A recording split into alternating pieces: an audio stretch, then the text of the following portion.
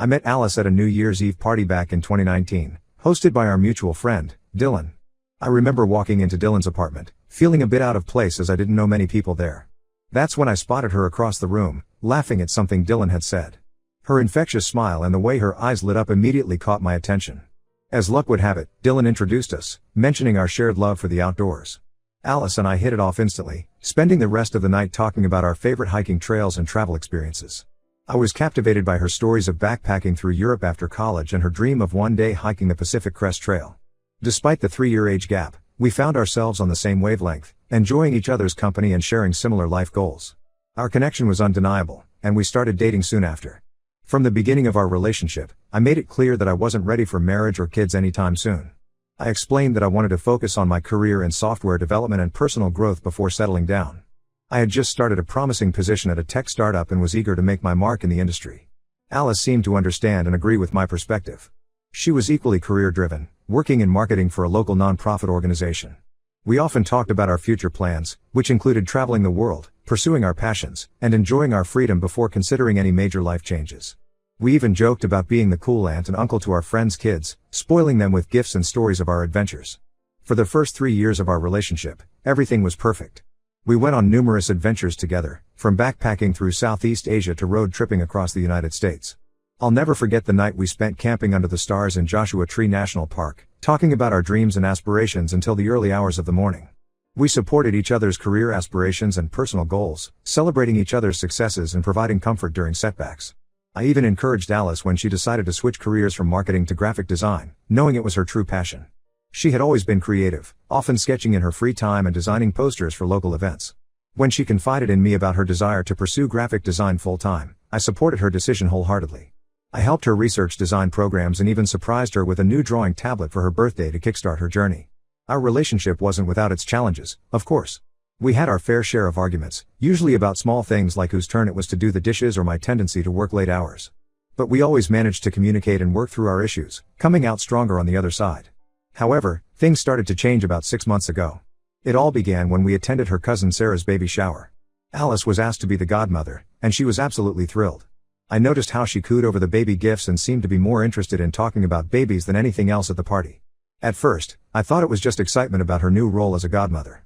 In the weeks following the baby shower, Alice's behavior started to shift. She began watching countless mommy vlogs on YouTube and following parenting accounts on Instagram. At first, I didn't think much of it. I assumed it was just a phase triggered by her excitement about becoming a godmother. Plus, I was preoccupied with a big project at work, often coming home late and too tired to really notice the changes. But as time went on, her newfound interest in babies and parenting intensified. She started bringing up the topic of having kids more frequently in our conversations. Initially, it was subtle. She would mention how cute a baby was when we were out in public or how she thought we'd make great parents someday. I would usually respond with a non-committal maybe someday or gently remind her that we had agreed to wait. Things escalated when Alice's best friend, Daisy, announced her pregnancy. Alice was over the moon with excitement and volunteered to help plan the baby shower. She threw herself into the preparations with an enthusiasm I had never seen before. She spent hours creating personalized decorations and even designed a beautiful invitation using her newly acquired graphic design skills. It was during this time that I noticed a change in how she talked about our future. Instead of discussing our next travel plans or career goals, Alice started talking about which neighborhood would be best to raise kids in or what type of parenting style she thought we should adopt. When I reminded her that we had agreed to wait, she brushed it off, saying, "But don't you think we're ready now?" I tried to have a serious conversation with her about our timeline, reiterating that I wasn't ready for kids and didn't see myself being ready for at least another 5 years. I explained that I wanted to reach certain milestones in my career first, like becoming a senior developer or maybe even starting my own tech company. Alice seemed disappointed but said she understood. However, her actions in the following weeks told a different story. She started leaving parenting books around our apartment and sending me links to articles about the benefits of having children in your early 30s. When we were out shopping, she would linger in the baby section, looking at tiny clothes and toys. It felt like she was trying to subliminally convince me to change my mind. One weekend, when we were supposed to go hiking, something we hadn't done in a while, Alice suggested we visit a new family-friendly park instead. As we watched kids play on the swings and slides, she kept making comments like, "Wouldn't it be wonderful to bring our own kids here someday?" I felt uncomfortable and changed the subject, suggesting we grab lunch at our favorite taco place. The situation came to a head last week when Alice's sister, Laura, visited us with her 2-year-old son, Tommy. Alice was absolutely smitten with Tommy, spending the entire visit playing with him and taking care of his every need. She read him stories, built block towers, and even managed to calm him down during a tantrum. I have to admit, seeing her so natural with a child was heartwarming, but it also filled me with a sense of dread. After Laura and Tommy left, Alice turned to me with a serious expression and said, "I think it's time we started trying for a baby." I was taken aback by her directness and reminded her once again that I wasn't ready. She became visibly upset, accusing me of stringing her along and wasting her time. We had a heated argument where Alice claimed that she had only agreed to wait because she thought I would change my mind. She said that at 28, her biological clock was ticking and she didn't want to wait any longer. She brought up how all of her friends were either married with kids or pregnant, and she felt left behind. I felt blindsided and frustrated, wondering how we had gone from being on the same page to this. I tried to explain that having a child was a huge responsibility and that I wanted to be absolutely sure we were ready, financially, emotionally, and in terms of our relationship, before taking that step. But Alice didn't seem to be listening. The past week has been tense, with Alice giving me the cold shoulder and making passive-aggressive comments about how I don't want a future with her. She's been spending more time at Daisy's place, helping her prepare for the baby, and coming home late without much explanation. I love Alice, and I've always envisioned spending my life with her. We've been through so much together, supporting each other through career changes, celebrating our achievements, and creating countless happy memories. But this sudden obsession with having kids is making me question our compatibility. I feel like I'm being pressured into a major life decision that I'm not ready for. The thought of becoming a father right now fills me with anxiety. I worry about the impact it would have on my career, our finances, and our relationship. Am I wrong for wanting to stick to our original plan? How do I handle this situation without losing the woman I love? Update 1. It's been about a month since my original post, and a lot has happened. First, I want to thank everyone for their advice and support. Your comments gave me a lot to think about and helped me gain some perspective on the situation. After my initial post, I took some time to reflect on the situation. I realized that avoiding the issue wasn't going to solve anything, and we needed to have an honest conversation about our future. So, I decided to have another serious talk with Alice. I invited her out to dinner at Chez Marie, the cozy French bistro where we had our first anniversary dinner. I hoped that a neutral setting might help keep the conversation calm, and the familiar atmosphere might remind us of happier times in our relationship. When we arrived at the restaurant, Alice seemed surprised by my choice of venue. As we settled into our usual corner table, I could see a mix of emotions on her face: hope, apprehension, and a hint of sadness. We ordered our usual dishes: French onion soup for her, escargot for me, and as we waited for our food, I took a deep breath and started the conversation. I began by expressing how much I loved her and valued our relationship. I reminisced about some of our best moments together: our trip to Bali where we learned to surf, the time we got lost hiking in the Adirondacks and ended up having an impromptu picnic by a waterfall, and how she stood by me when I was struggling with my first big project at work. Then, I gently reiterated my concerns about having children at this point in our lives. To my surprise, Alice broke down in tears. Between sobs, she confessed that her sudden obsession with having a baby wasn't just about wanting to be a mother. She revealed that she had been feeling insecure about her career change and was worried about falling behind her friends who were settling down and starting families. Alice explained that seeing her friends get married and have kids made her feel like she was somehow failing at life. She admitted that she thought having a baby would give her a sense of purpose and accomplishment. I was shocked by this revelation, as Alice had always seemed so confident and self-assured. As our main courses arrived, barely touched, we continued our heart-to-heart. Alice opened up about the pressure she felt from her family, especially her mother, who kept asking when we were going to settle down. She also confessed that she was struggling more with her career transition than she had let on. While she loved graphic design, she was finding it hard to build a client base and was questioning her decision to switch careers. I shared my own anxieties about becoming a parent before I felt ready. I talked about my fears of not being a good father, of losing our freedom and spontaneity, and how I worried it might negatively impact our relationship and individual growth. I also opened up about the pressure I felt at work, with the possibility of a promotion on the horizon if I could successfully lead my current project. We spent hours at that table, long after our dishes had been cleared, diving deep into our fears, insecurities, and hopes for the future. It was as if we were really seeing each other clearly for the first time in months. As the evening wore on, Alice acknowledged that she had been unfair in pressuring me and apologized for her behavior over the past few months. She agreed that having a baby to fill a void or compete with others was not a healthy reason to start a family. I apologized too, for not being more attentive to her struggles and for sometimes prioritizing work over our relationship. By the time we left the restaurant, hand in hand, we had come to some important decisions. We decided to take a step back and focus on our individual goals and our relationship. Alice committed to seeing a career counselor to address her professional insecurities, and I promised to be more supportive of her during this transition period.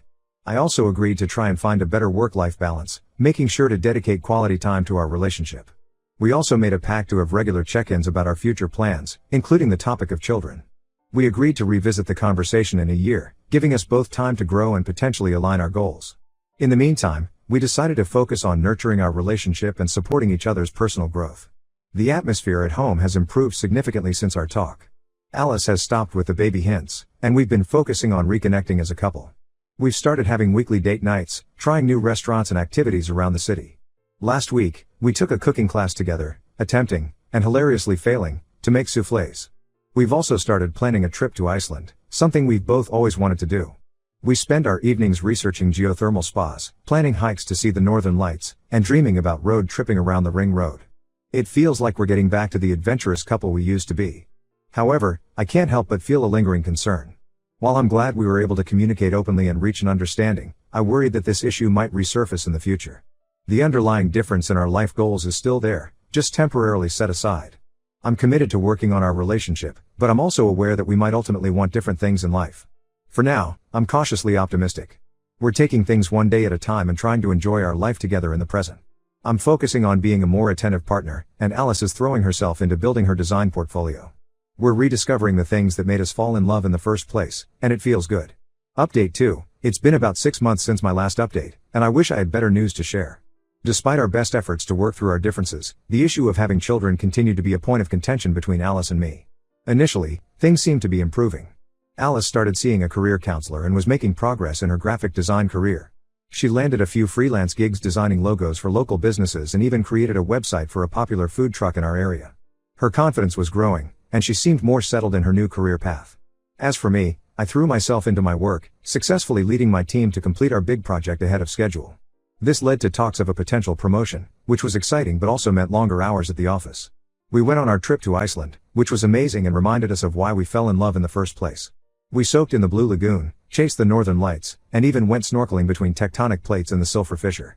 For those 2 weeks, it felt like all our problems had melted away, and we were just two people in love, enjoying each other's company and the beauty of nature. However, about 2 months ago, things started to unravel again. It began when Alice's sister Laura announced she was pregnant with her second child. I could see the mix of joy and longing on Alice's face when she heard the news. She tried to hide it, but I could tell the announcement had stirred up her desire for a baby again. At first, Alice didn't say anything directly, but I noticed subtle changes in her behavior. She started spending more time with Laura, helping her prepare for the new baby. She would come home from these visits quieter than usual, often lost in thought. Things came to a head last week when we were having dinner with my parents. My mom, unaware of our recent struggles, innocently asked when we were planning to give her grandchildren. Before I could respond, Alice blurted out, "We would be trying already if it were up to me." The silence that followed was deafening. My parents looked uncomfortable, and I felt a mix of anger and embarrassment. I quickly changed the subject, but the tension lingered for the rest of the evening. After we left, Alice and I had another heated argument in the car. She accused me of holding her back and said she was tired of putting her dreams on hold for me. She brought up how all her friends were moving forward in their lives, getting married, having kids, while we seemed to be stuck in the same place. I reminded her of our agreement to wait and revisit the topic after a year, but she said she couldn't wait any longer. She gave me an ultimatum: either we start trying for a baby within the next 6 months, or she would leave. I was stunned by her ultimatum. It felt like all the progress we had made over the past few months had been erased. I told her I couldn't make such a life-changing decision under pressure and that I still wasn't ready for children. We argued late into the night, going in circles without reaching any resolution. We spent the next few days in a tense standoff, barely speaking to each other. Alice started spending more nights at her sister's place, saying she needed space to think. I threw myself into work, staying late at the office to avoid coming home to an empty apartment. Previous content remains the same. Yesterday, Alice told me she had been offered a job as an in-house graphic designer for a company in another city. She said she was considering taking it, as it would be a great opportunity for her career and a chance for a fresh start. She said she needed some time and space to think about what she really wanted in life. This morning, I woke up to find Alice packing a suitcase. She said she was going to stay with her sister for a while to clear her head. As she was leaving, she turned to me with tears in her eyes and said, "I love you, but I don't know if love is enough anymore." I'm writing this update feeling lost and heartbroken. I never imagined our difference in wanting children would lead to this. Part of me wants to tell her I'll have a baby just to keep her, but I know that would be unfair to both of us and any potential child. I'm not sure what the future holds for us now. I still love Alice, but I'm beginning to accept that we might want fundamentally different things in life. I'm trying to stay strong and true to myself, but it's hard not to question if I'm making the right decision. I appreciate any advice or support you all can offer during this difficult time. I feel like I'm at a crossroads, and I'm not sure which path to take. Update 3. It's been 3 months since my last update, and I wanted to share how things have unfolded. After Alice left to stay with her sister, we had minimal contact for about a month. It was a difficult and lonely time, but it gave me the space to really think about what I wanted in life. During this time, I threw myself into work and started seeing a therapist to help process my emotions. Through these sessions, I realized that my reluctance to have children wasn't just about timing or career goals. I had some deep-seated fears about parenthood stemming from my own childhood experiences that I had never fully addressed. My parents, while loving, were often absent due to their demanding careers. I grew up feeling like I was never quite the priority in their lives. This realization made me question whether I would be able to balance my career ambitions with being a present and attentive parent. It was a lot to unpack, but it helped me understand my hesitations better. About 6 weeks after she left, Alice reached out and asked if we could meet. We agreed to meet at Riverside Park, a place where we used to have picnics when we first started dating. The conversation was initially awkward, with both of us unsure how to bridge the gap that had formed between us. As we walked along the familiar paths, Alice shared that her time away had given her perspective too. She admitted that her desire for a baby had become an unhealthy obsession, driven more by societal pressure and comparison to her peers than a genuine readiness for parenthood. She had also started therapy and was working through her own issues, including her fear of missing out and her need for external validation. We both acknowledged that we had made mistakes in how we handled the situation. I apologized for not being more understanding of her feelings, and she apologized for pressuring me and giving me an ultimatum. It felt good to clear the air and be honest with each other again. However, despite this newfound understanding, we realized that our fundamental desires for the future still didn't align. Alice still wanted children in the near future, while I realized I might never be ready for that commitment. It was a painful realization, but we both knew we had to face it. With heavy hearts, we made the difficult decision to end our relationship. It wasn't an easy choice, and we both shed tears as we talked it through. But we recognized that it was the right thing to do. We didn't want to resent each other down the line for compromising on such a crucial life decision. In the weeks since our breakup, I've been focusing on healing and personal growth. I've continued my therapy sessions, which have been incredibly helpful. I've also rekindled old friendships that I had neglected during the more intense periods of my relationship with Alice. Last weekend, I went on a camping trip with some college buddies, something I hadn't done in years. I've even signed up for a photography class I'd always wanted to take. It's been therapeutic to focus on capturing moments of beauty in the world around me. There's something about looking at life through a lens that gives me a new perspective on things. Alice and I have maintained a respectful distance, but we recently ran into each other at a mutual friend's birthday party. It was bittersweet seeing her, but I was glad to hear she's doing well in her new job and seems happy. She mentioned she's been dating someone new, which was hard to hear, but I genuinely wish her the best. This experience has taught me a lot about the importance of open communication in relationships and staying true to oneself. While it's been a difficult journey, I'm grateful for the growth it has brought me. I'm not sure what the future holds, but I feel more equipped to face it now. I want to thank everyone in this community for your support and advice throughout this challenging time. Your words of encouragement have been a source of strength for me. Here's to moving forward and embracing whatever the future holds.